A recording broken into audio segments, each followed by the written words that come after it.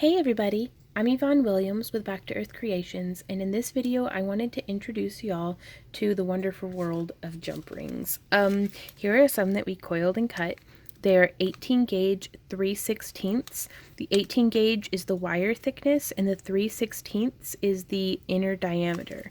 So we can actually open these up, because this may seem really obvious to a lot of folks, but if you've never really worked with jewelry before, and a jump ring, you could be like, what on earth is that? So this is what they look like. And they come in all different colors and metal types and sizes. You can even get different shapes sometimes. But they're just basically loose rings. And you can use, here I just have some examples of, these are bent nose pliers, flat nose pliers, and needle nose or chain nose pliers. I prefer to use tools that do not have teeth in the jaw of them. That way you aren't going to be marring up your pliers. And you can hold your pliers in whichever hand that you like, but I like to hold the bent nose with the nose facing towards the table, or the bend coming down rather, in my right hand, and then either flat nose or chain nose in my left hand. And so to open the ring, let me zoom in for you.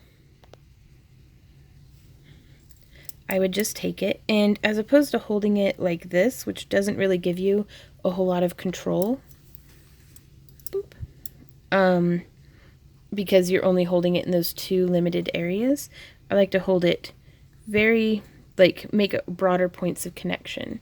And then I open the jump ring, just like that.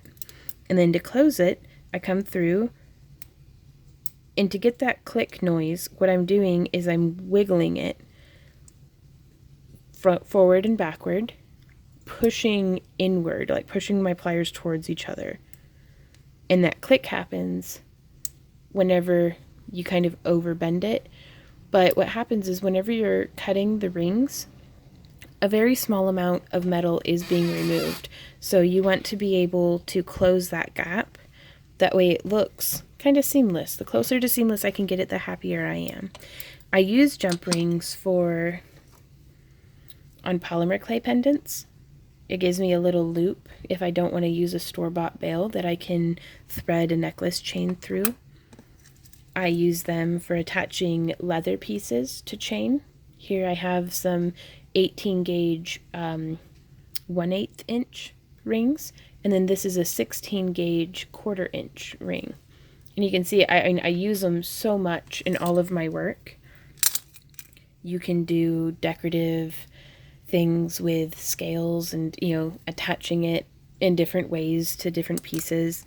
You can weave full-on chainmail to set cabochons or to wrap around beads.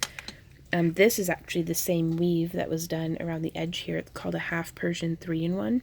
And that's something that can be a little confusing with chainmail, is there are almost as many different names for the different weaves as there are people to weave them. But we'll have some links for all the tools and materials down below, as well as links to some good reference websites that I highly recommend. I really recommend mailartisans.org. They have an excellent library of a bunch of different weaves. But big reason of why I was doing this tutorial is I send out little packages of jump rings like this in a lot of our different craft crates that I do over on Patreon. And I know a lot of y'all really enjoy my more advanced tutorials, but my heart is always with the beginner, because we were all beginners once, and all it takes is learning very foundation steps like this to build us up until we're doing things that we feel, are very advanced. And so here you can see this one's a very simplistic necklace design, but I used jump rings to attach the clasp. I have jump rings, brought together just one into the other, makes a very nice extender chain. This is a necklace that I really enjoy wearing on a regular basis.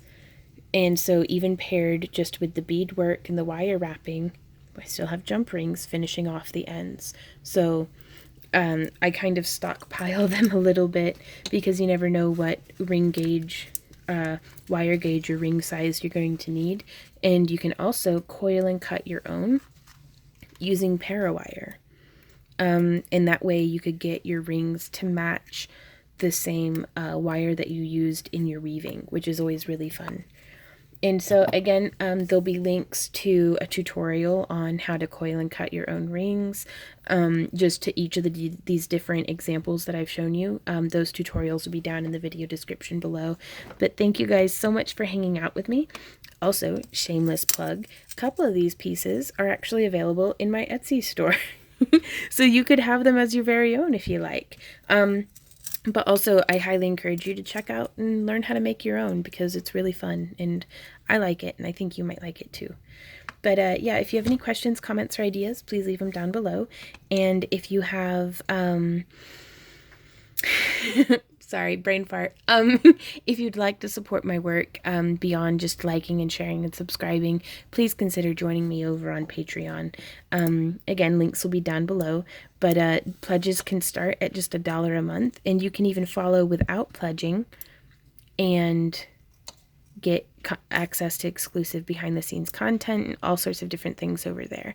But yeah, I will, until next time, I will see you guys around, and happy crafting.